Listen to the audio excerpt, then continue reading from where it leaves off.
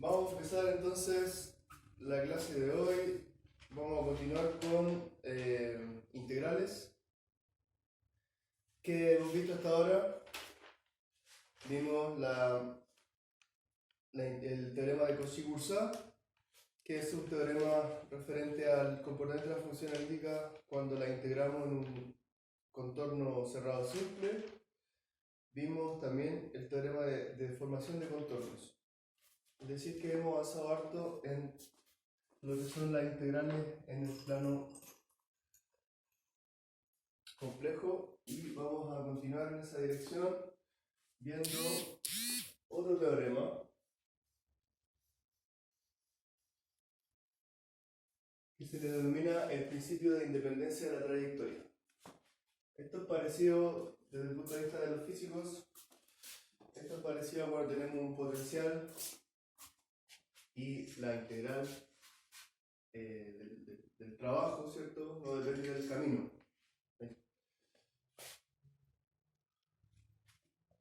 Si la fuerza es conservativa, es decir, si la fuerza puede derivarse de un potencial, ¿cierto? Esto es similar. Vamos a ver que este principio es largo de escribir y sencillo de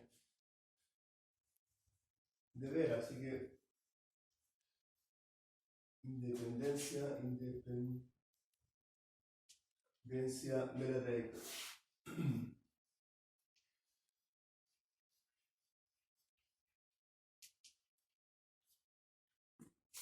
Lo voy a leer entonces. Dice: si f de z sea f de z una función analítica en todo punto de un dominio simplemente conexo D, y sean z1 y z2 dos puntos de D. Entonces dibujémoslo.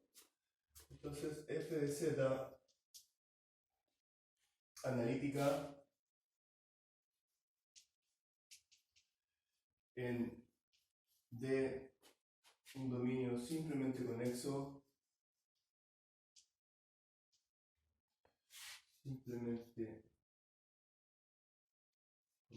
¿cierto? Y sea z1 y z2, z1 y z2, dos puntos en este dominio. Entonces, si usamos contornos contenidos en D, el valor de la integral de z1 a z2 de f de z no dependerá del contorno utilizado para ir de z1 a z2.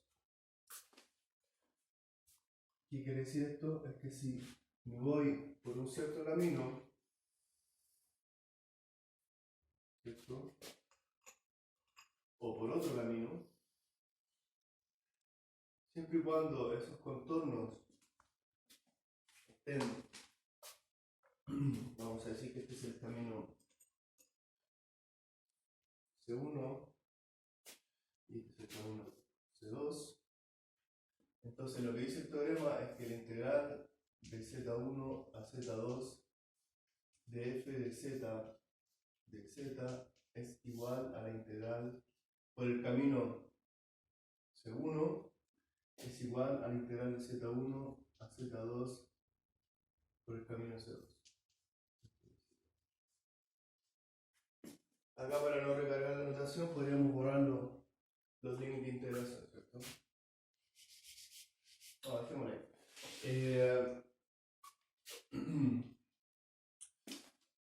Bueno, básicamente dice eso, de que la integral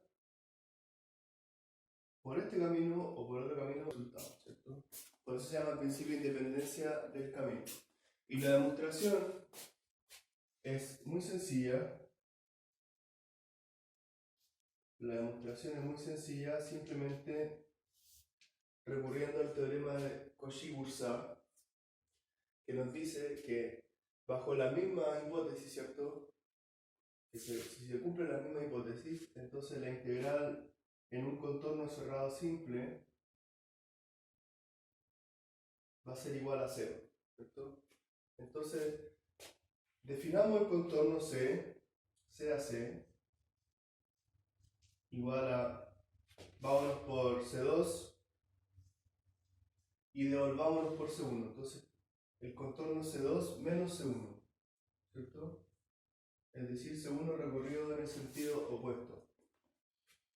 Entonces, por el teorema de Cauchy-Boursin,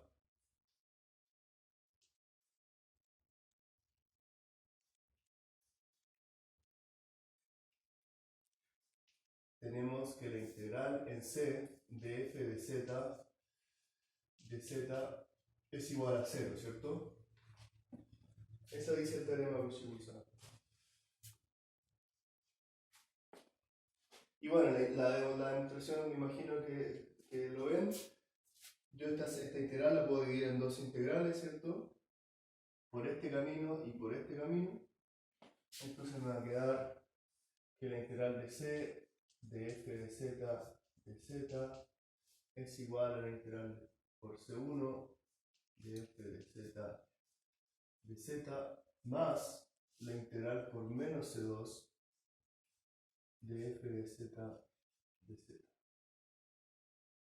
Y eso es igual a 0, ¿cierto? Y fíjense que esto, la segunda integral, yo puedo simplemente hacerlo en el sentido opuesto, pero anteponiendo un signo menos a la integral, ¿cierto? Si resuelvo esta integral, pero con C2 en el sentido opuesto, yo tengo un teorema que me dice que eso es menos esta integral. Entonces, esta es la integral C1 de f de z menos la integral en C2, ahora positivo, tal cual lo habíamos definido. C2 menos C1. Ah, pero hice mal, porque era C2 menos C1, ¿cierto? Ah, menos C1 más C2. Lo mismo. Entonces esto es menos y más, ¿cierto? De acuerdo a cómo definí el C. Más C2 f de z y esto es igual a 0. Entonces esto implica el teorema llamado principio de independencia trayectoria, ¿cierto? La integral C1 de f de z es igual a la integral por C2 de z. Listo, esa es la demostración del teorema. Si se fijan, a partir del teorema de Cauchy-Boursin es muy sencillo de demostrarlo. Ahora vamos a ver también el concepto de primitivas, ¿cierto? Primitivas. Y ya esos tres, una vez que veamos esto de las primitivas, vamos a darnos cuenta de que estos tres teoremas, el teorema de independencia de trayectoria, el teorema de Cauchy-Boursin y el hecho de que existe una primitiva para la función que estoy integrando, son cosas que están completamente relacionadas. Y de hecho, hay un teorema que las relaciona, que dice que cualquiera de ellas implica las otras dos. Después de haber descrito este concepto, vamos a, bueno, ustedes conocen del cálculo real, por supuesto. Vamos a enunciar el teorema que sale bien explicado en el Churchill, el teorema que relaciona estas tres cosas.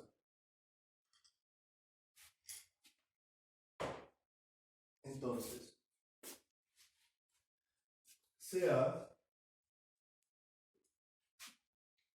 de f a de z igual f de z. Supongamos que la función f de z puede ser escrita como la derivada de una función f en D, en un cierto contorno, o sea, en un cierto dominio simplemente conexo D. En D simplemente conexo. ¿Por qué digo simplemente conexo en este caso? Sí, no sé, es importante que sea simplemente conexo. Los tres teoremas tienen la misma hipótesis, básicamente. Lo mismo, están descritos en los mismos lugares. Entonces, la integral entre Z1 y Z2, de nuevo suponiendo que Z1 y Z2 son dos puntos de D, de f de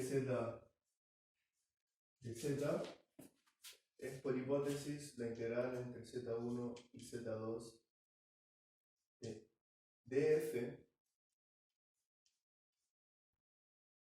a dz, ¿cierto? Simplemente escribiéndolo como la derivada de z. ¿No es muy complicado este color para mirar la pizarra? No. Ya. Ya, porque estoy en la lógica de agotar todas las tizas antes de ir a comprar nuevas. Tengo muchas tizas de colores. Entonces, de f de z a de z, ¿cierto? Entonces nosotros podemos parametrizar esta curva. La curva, digamos C, que va de Z1 a Z2, la parametrizamos. Suponemos que tenemos una parametrización. No, si tenemos una parametrización, ¿cierto? Concepto súper importante para integrar de t a z de t, ¿cierto? Que me lleva por el camino considerado desde z1 a z2. Entonces, yo puedo reescribir esta integral, la puedo escribir como la integral de z, perdón, ahora la integral va a ser integral entre t1, donde obviamente z de t1 es z1 y z de t2 es z2, ¿cierto? Entonces ahora puedo escribir la integral entre t1 y t2 de df de z de t ahora, ¿cierto? A de z por dz, pero dz no es otra cosa que dz a dt por dt, ¿cierto? Es decir, lo que hice fue un simple cambio de variables. Un simple cambio de variables.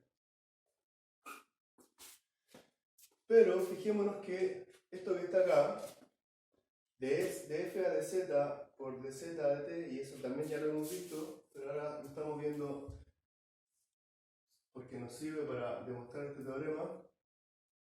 Esto es simplemente la derivada de f con respecto a t, ¿cierto? Usando regla de la cadena.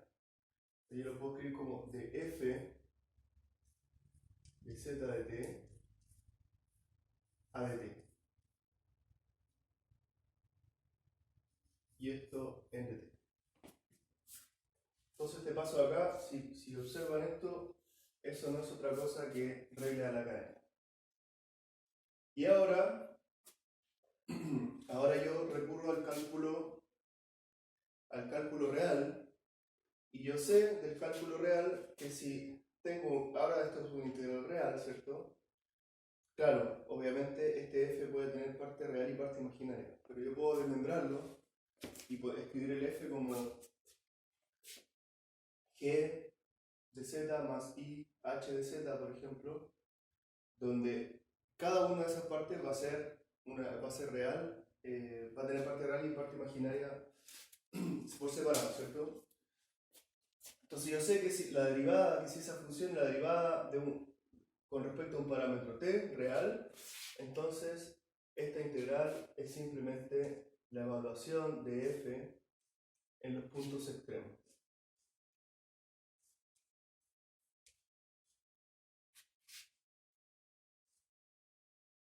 Z en θ1. ¿Okay?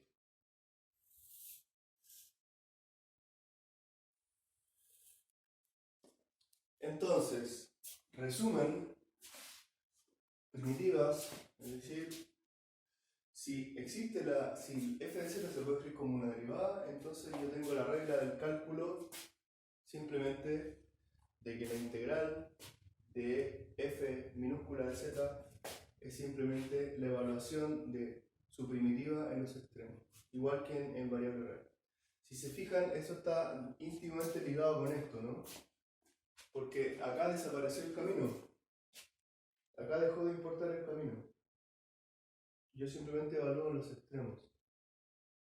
Entonces hay un teorema que lo voy a enunciar simplemente de manera sucinta, ¿cierto? Porque ya lo vimos en realidad, pero es interesante como lo plantea Churchill, que lo plantea como un teorema independiente, ¿cierto?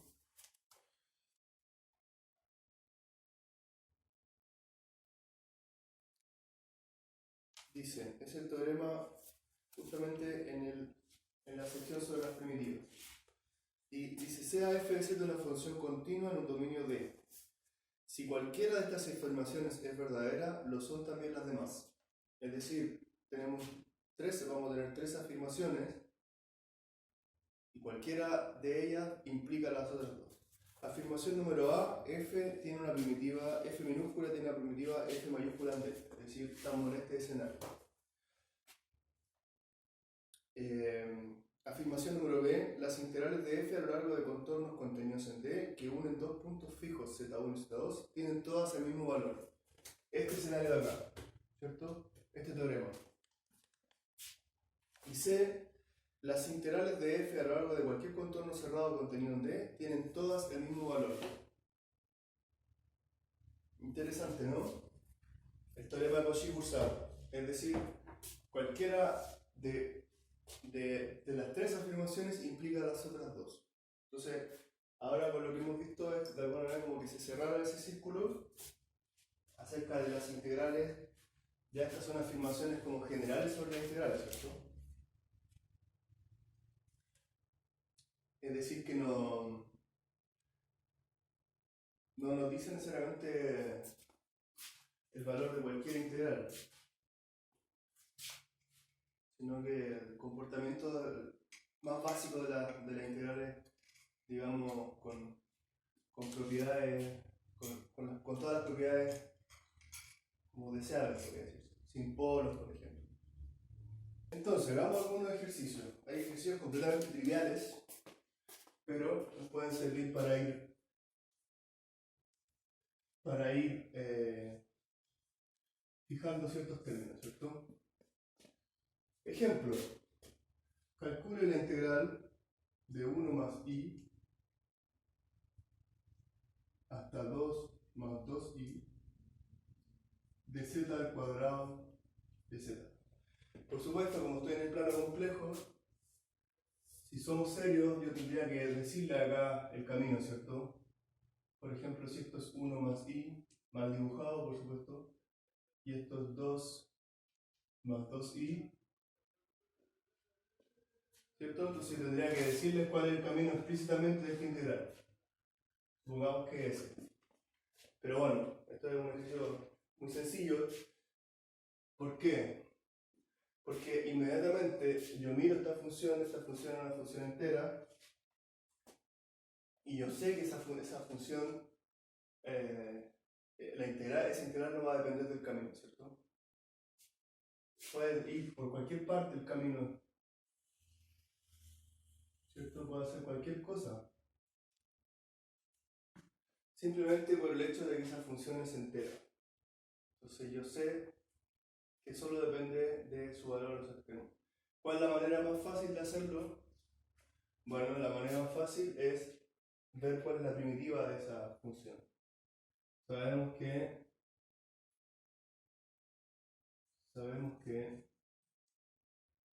z al cuadrado es igual a d de z al cubo tercios, ¿cierto?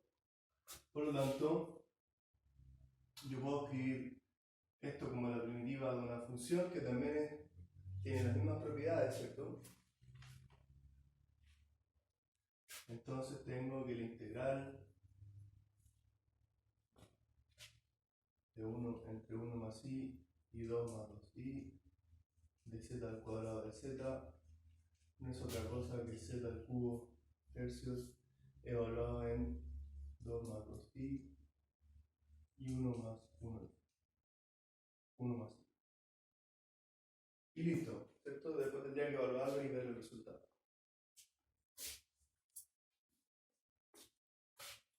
Súper sencillo.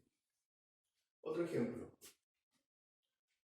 No sé si poner el número de esto porque después se me olvidan los números siguientes. Así. Bueno, otro ejemplo. Otro ejemplo. Evaluar. Este también es sencillo. Pero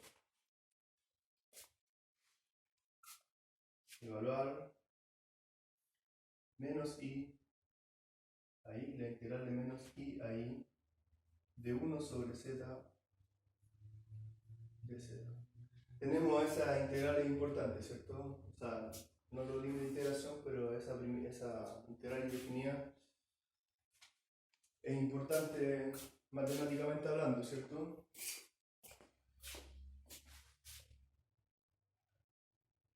En cálculo real, no sé si ustedes se acuerdan, yo en un curso que tomé hace 20 años más o menos, pero recuerdo la definición del logaritmo.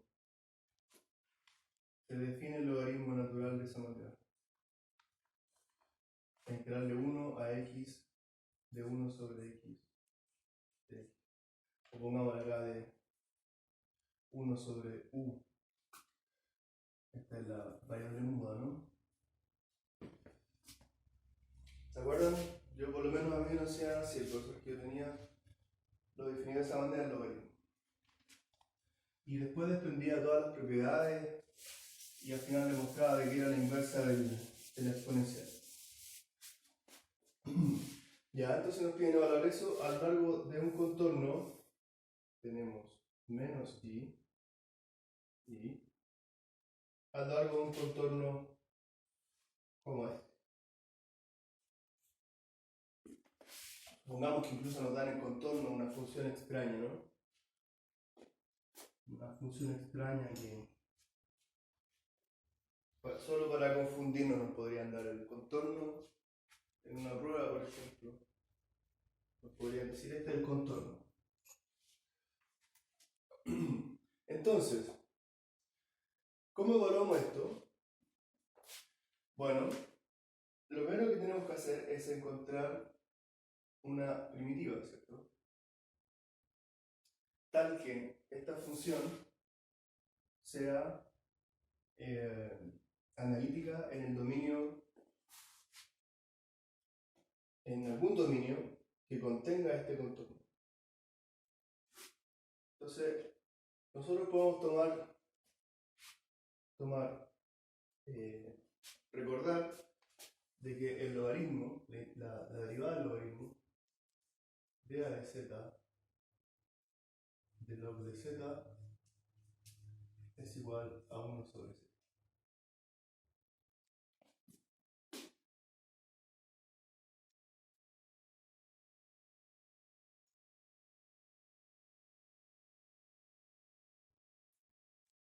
Estaba pensando si eso es cierto en todas sus ramas o solamente en una rama.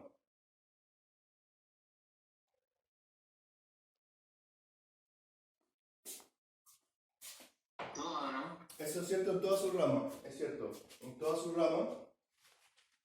Pero nosotros tenemos que elegir, ya tenemos un paso avanzado, ya tenemos una primitiva de esto, ¿cierto? Pero tenemos que elegir alguna rama en particular donde esta curva no pase por ninguna singularidad, por ningún punto complicado, ¿cierto? Entonces obviamente lo más sencillo es elegir la rama principal, por ejemplo. En realidad ni siquiera necesitamos elegir la rama principal.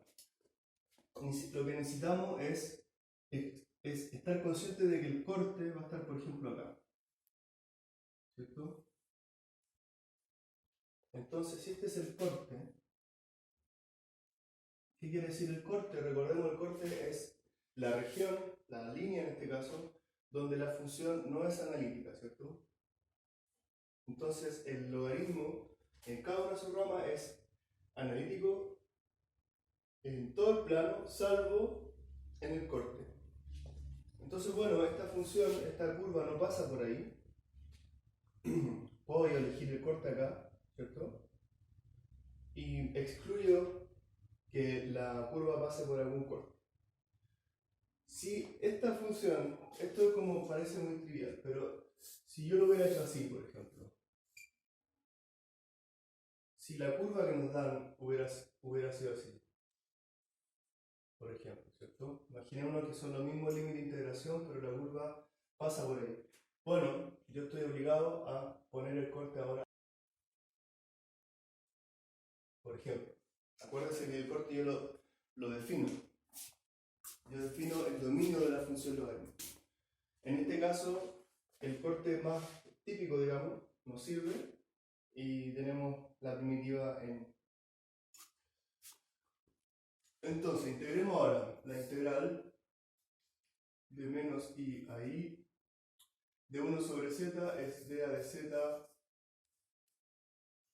de log de z, es decir, es igual al log de z.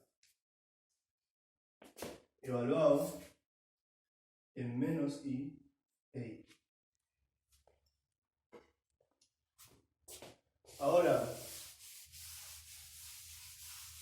cuando yo evalúe ese logaritmo en ambos extremos, obviamente tengo que usar la misma rama, ¿cierto? Eso es válido para cualquier rama, pero tiene que ser la misma rama en ambos extremos porque estoy hablando de la misma función.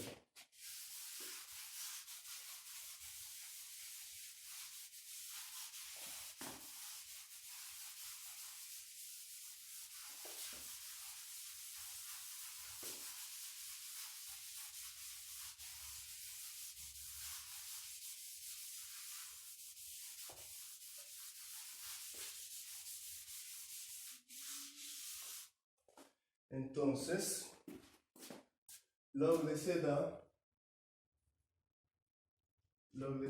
es igual a log de z. Acá elegimos el valor principal, ¿cierto? Log de z más i veces, vamos a poner acá z principal más 2pi por k, ¿cierto? Donde k es un número entero. Entonces, cuando yo evalúe esta integral, la integral va a ser entonces log de i menos log de menos i.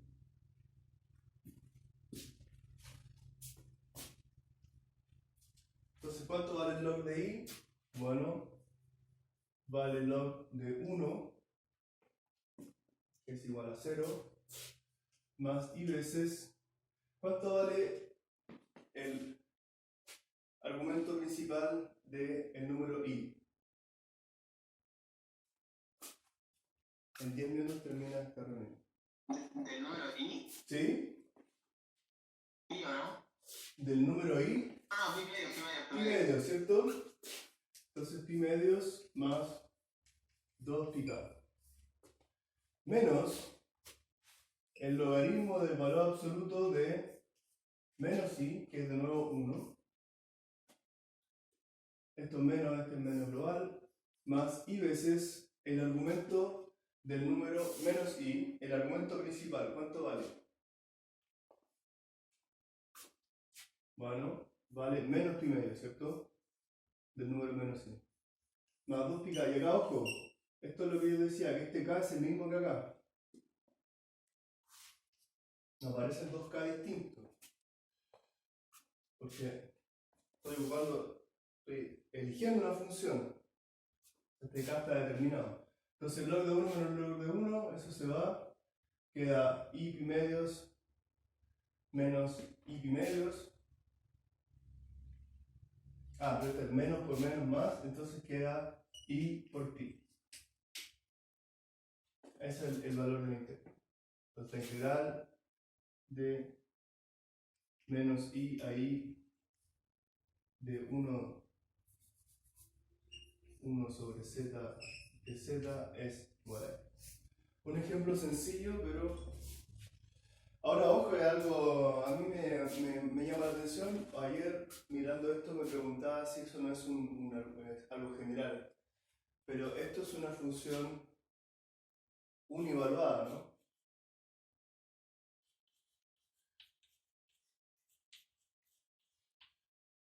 Es decir, es interesante que de alguna manera la integral como que eliminó la ambigüedad por la que tuvimos que pasar a elegir una rama.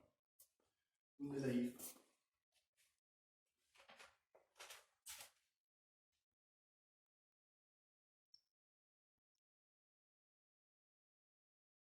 Ya, entonces vamos a ver ahora lo que se conoce como el teorema fundamental.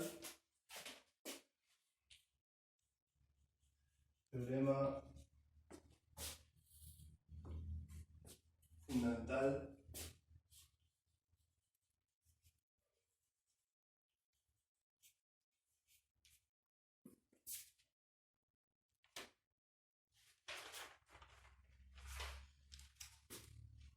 del cálculo. Es más largo el título que el enunciado. Teorema fundamental del cálculo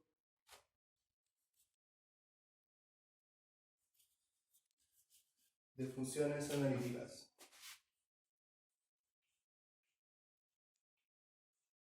Este es el último teorema que vamos a ver hoy, antes de ponernos a hacer un par de ejercicios, ¿ok? Porque después de esto vienen los teoremas de Cauchy, los teoremas integrales de Cauchy, que son como es la parte importante, podría decirse, de este capítulo.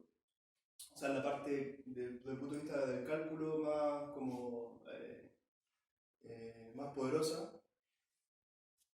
Pero siento que vamos a ir muy rápido si llevamos todo eso hoy día. Así que hoy día vamos a hacer, después de este teorema vamos a hacer un par más de ejercicios.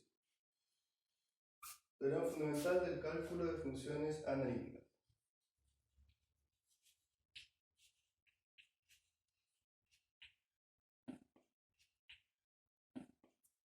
Lo voy a leer. Si f de w es analítica en un dominio simplemente conexo D del plano W, entonces la expresión, la integral de A a Z de f de W a lo largo de cualquier contorno de D define una función analítica de Z que satisface la ecuación tal que su derivada, la derivada de esto, no es otra cosa que lo que está dentro. Es el equivalente al teorema fundamental del cálculo, ¿no? Entonces sea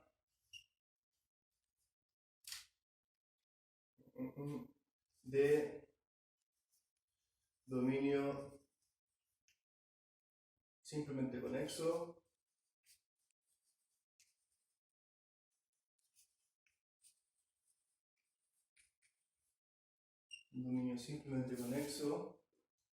y sea esta integral definida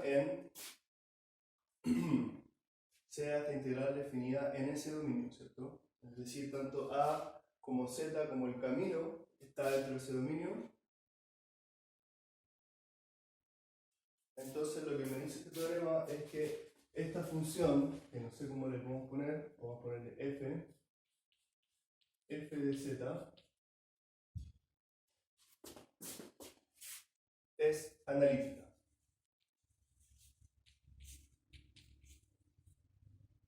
Es analítica y su derivada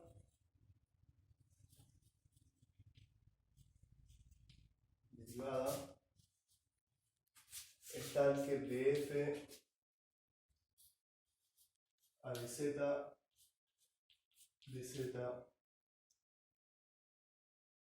es igual a f de Z.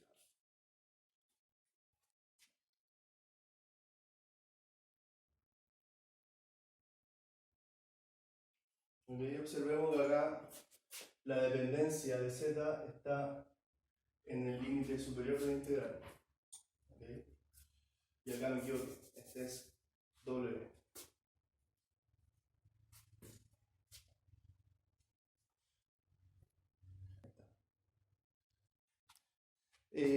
Bueno, entonces eso. Puedo definir esto y esto va a ser la primitiva de la función. Y esa función es analítica. Ese es estoy grabando, ¿cierto? Sí. Ya, continuemos.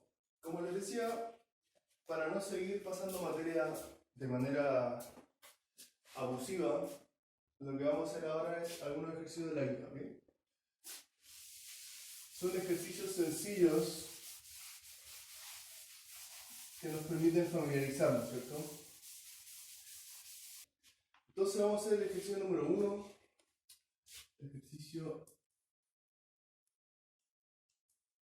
Todos los ejercicios de la guía están mezclados, es decir, por ejemplo, el ejercicio 2 requiere saber teoremas que aún no hemos visto. No están en orden como de cronológico, podría decirse. Así que eso tiene su lado bueno, porque eso lo hace pensar a uno en qué necesita para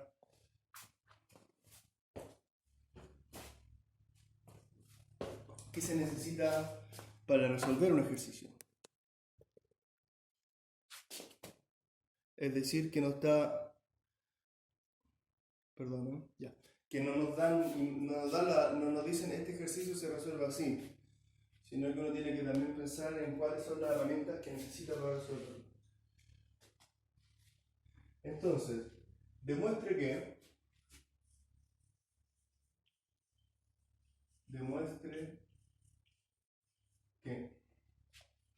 la integral de 0 a 2pi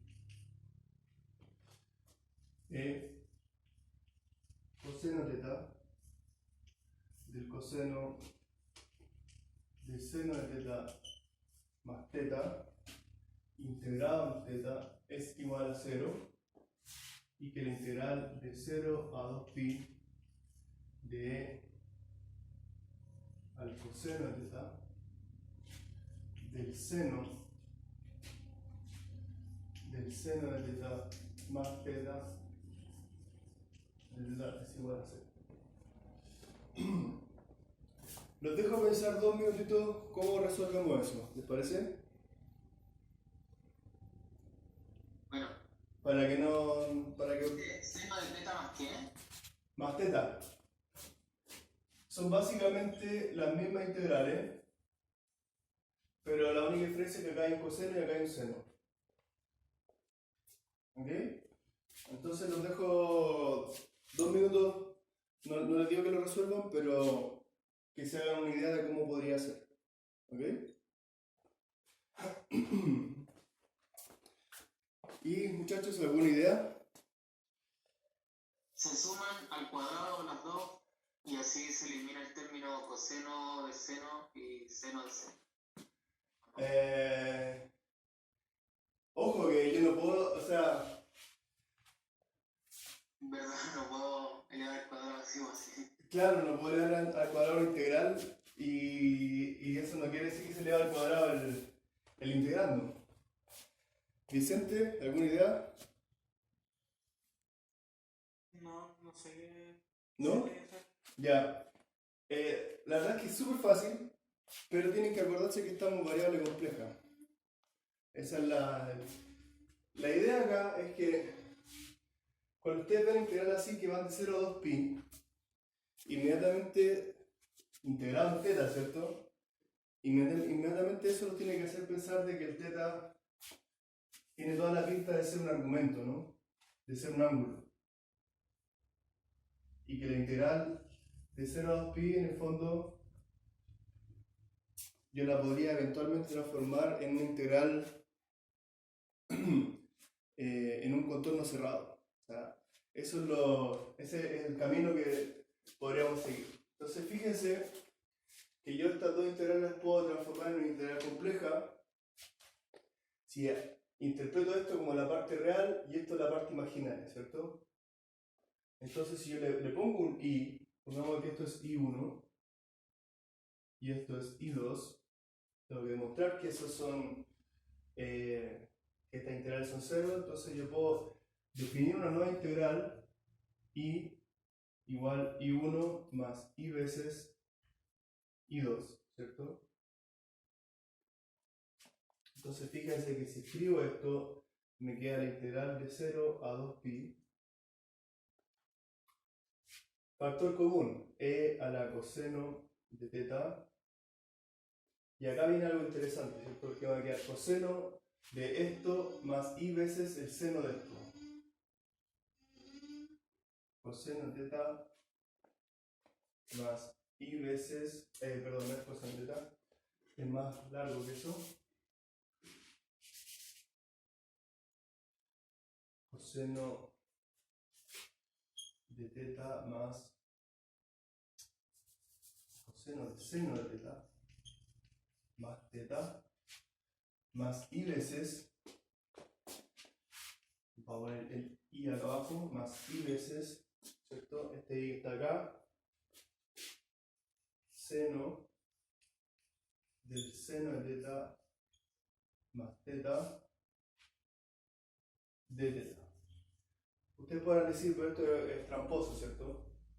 Y sí, es tramposo. En el fondo, lo que está sucediendo acá es que yo estoy forzando las cosas, estoy tratando de ver esta integral como una integral en el plano complejo, ¿cierto? Entonces fíjese que acá me queda coseno de algo más i veces el seno de lo mismo. Eso no es otra cosa que, ¿cierto? Si yo tengo coseno de alfa más i seno de alfa, eso es igual a i, e a la i alfa, ¿cierto? Entonces eso yo lo puedo... Entonces fíjense que acá me queda la integral de 0 a 2pi de e a la coseno de teta. Y ahora sí, por e a la i, y lo que está dentro de los argumentos del seno y coseno, que son seno de teta más teta, ¿cierto? Y este parece innecesario, de teta. Entonces ya va tomando forma, ¿cierto? 0 a 2pi de e a la coseno de teta. Va tomando forma porque fíjense que acá, de nuevo, e a la coseno de teta, yo puedo pasar este i seno teta acá. Y me queda e a la coseno teta más i seno de teta por e a la i teta de teta. ¿Sí o no? Entonces ahora yo puedo ver si esta integral yo la puedo transformar, como les decía ya, en una integral en el círculo unitario. ¿Cierto? Acá tengo coseno de teta más i seno de teta integrado en todo teta, entonces eso tiene toda la pinta de ser la integral en z igual a 1, ¿cierto? La integral en el círculo unitario a lo largo de teta. Entonces fíjense que esto es igual a la integral. Yo puedo definir z coseno de teta más i seno de teta, ¿cierto? Inmediatamente estoy diciendo que estoy en el círculo unitario. Entonces la integral entre 0 a pi de e a la z ahora, de e a la i teta, que es de nuevo z, de teta. Pero veamos que si yo tengo z e a la i teta, entonces de z a de teta es igual a i veces e a la i teta. Eso no va. De z a teta. Por lo tanto, tengo que dz es igual a i e a la i teta de teta. Entonces fíjese que mágicamente acá me apareció e a la i teta de teta, que no es otra cosa que dz partido por i.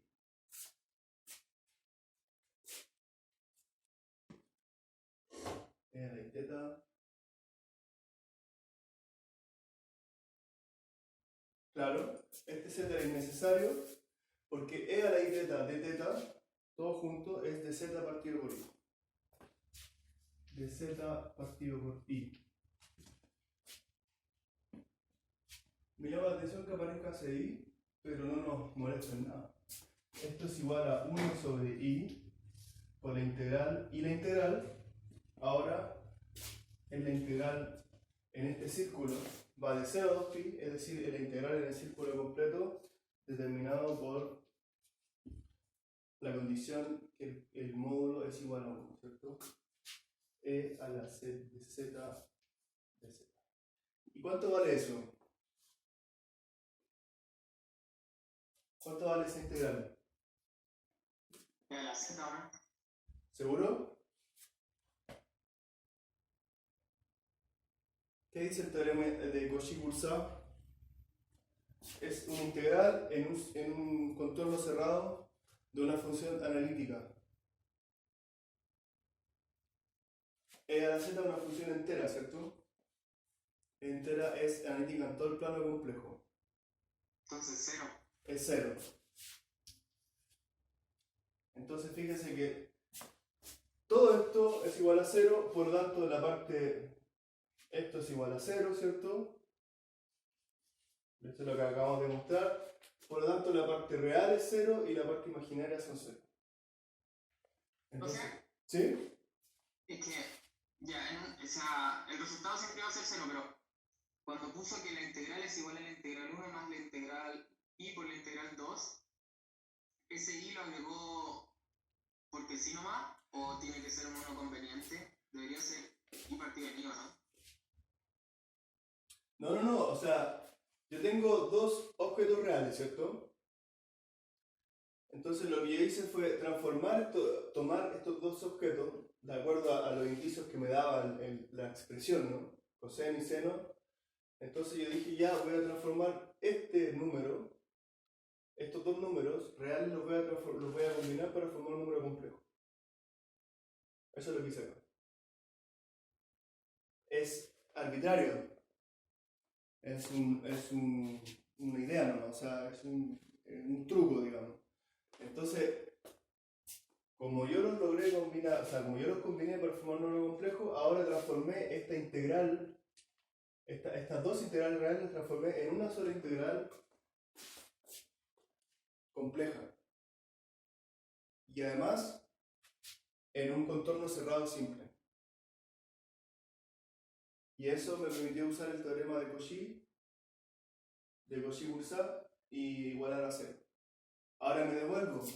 Si esta integral que yo inventé acá en el plano complejo es igual a 0, entonces cuando algo es igual a 0, un número complejo es igual a 0, es porque su parte real y su parte imaginaria son 0.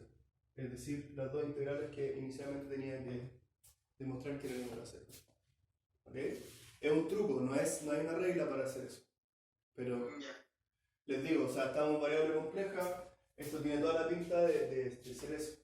Y fíjense que esta integral que se ve extraña, ¿no? Se ve más o menos rara, en el fondo es una integral muy común en variable compleja. ¿Qué es esta integral de acá? Entonces este ejercicio igual es importante también por eso, porque uno le permite visualizar qué pinta tiene esta integral. Es una integral muy simple, es casi una de las más simples de todas. Si yo les doy esta integral, z igual a 1, e a la z de z, esta integral de acá, ¿cierto? Es casi una integral, digamos, canónica en el plano complejo. Sin embargo, cuando yo veo la parte real y la parte imaginaria de esto, escrito en parametrizada, ya no es tan trivial, ¿cierto? No se ve trivial. Entonces ese es el objetivo de ese ejercicio. Pero es un truco, ojo, es un truco, no es algo, no hay una regla para hacer eso. Es simplemente exploración. ¿Ok? Hagamos el ejercicio 4. ¿Ok? Ejercicio 4.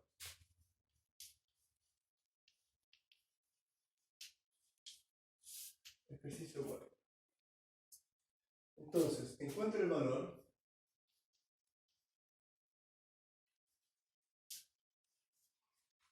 Obviamente, cuando hacemos este ejercicio, ustedes tienen que estar pensando en los teoremas. ¿Ok?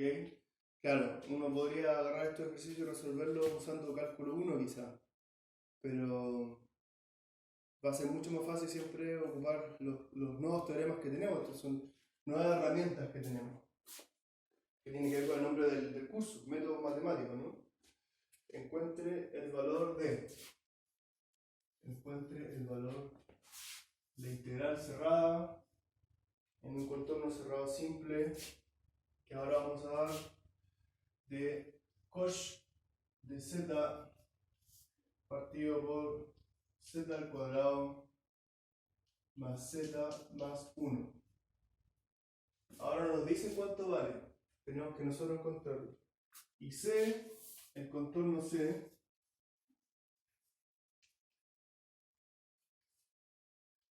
es x menos 1 al cuadrado más y menos 1 al cuadrado igual a 1. Les doy, ¿cómo estamos a la hora? Estamos 10 para las 11. Les doy 5 minutos, ¿les parece?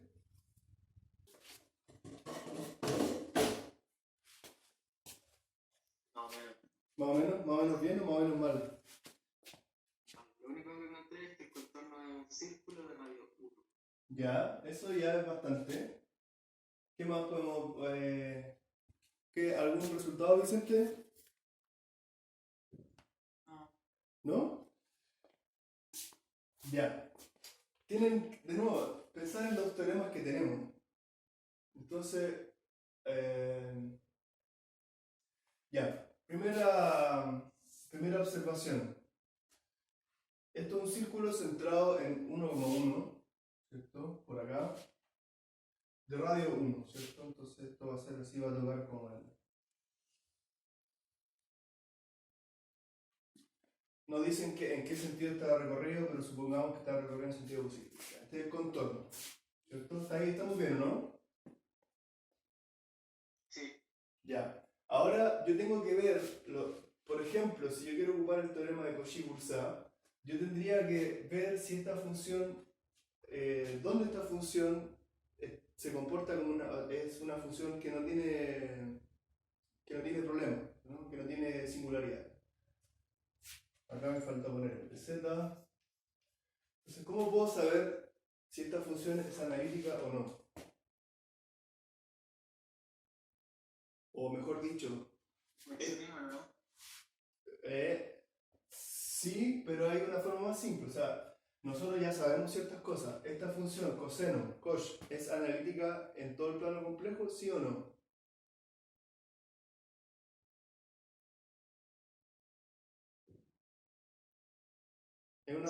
Sí, es una función entera. ¿Esta función es analítica en todo el plano complejo, sí o no? O mejor dicho, la función 1 partido por z al cuadrado más z más 1, ¿es analítica en todo el plano complejo? ¿Sí o no? Esta función.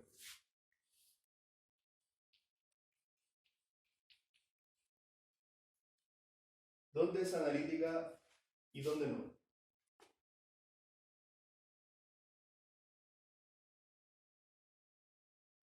¿Mm?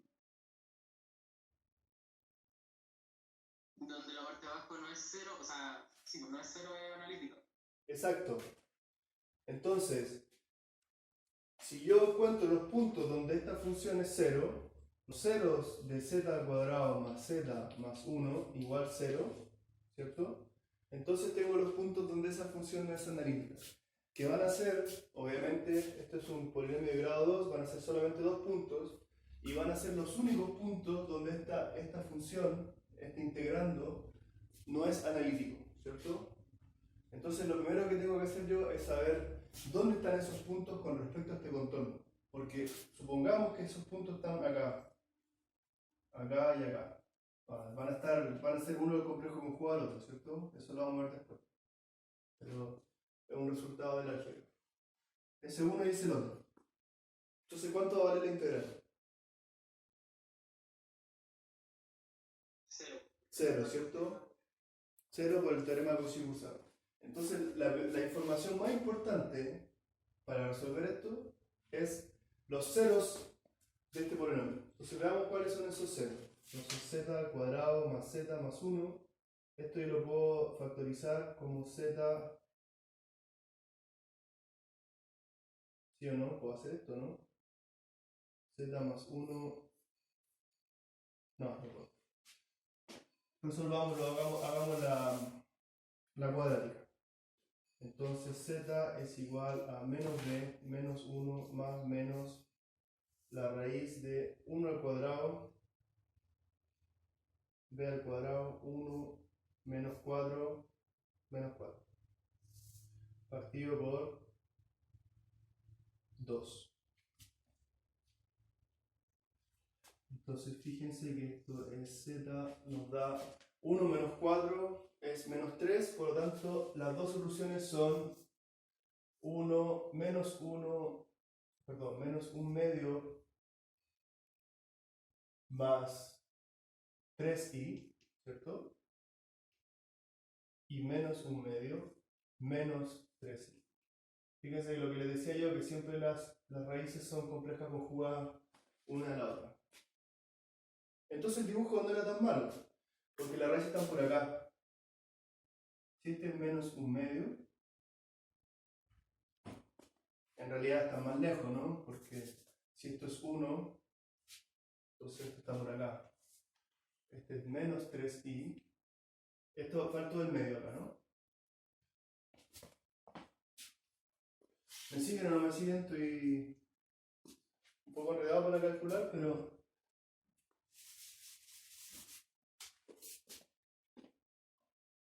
Entonces, menos 3 medios. Y acá, esto valía 1. Entonces está por acá. 3 medios de i. ¿Cierto? Entonces, una raíz está acá. Y la otra raíz está acá. Entonces fíjense que los únicos puntos donde esta función, en todo el plano complejo, los únicos puntos donde esta función no es analítica están fuera del contorno. Entonces yo puedo ocupar la hipótesis del teorema de Cauchy-Boursin porque la función es analítica en el contorno y en su interior. Por lo tanto, esto es igual a 0. ¿Ok? Esa es la manera de resolverlo. Fíjense que no es tanto resolverlo, ¿cierto? Como que cambia un poco ese paradigma de uno ponerse a calcular, ¿cierto? Como que más que nada pensar, ¿qué teorema puedo ocupar para integrar esta cuestión? Es un poco más, yo diría que incluso es más interesante. Porque no es llegar y calcular a lo loco, sino que pensar un poquito cuál sería la herramienta que nos sirve para calcular. ¿Ok?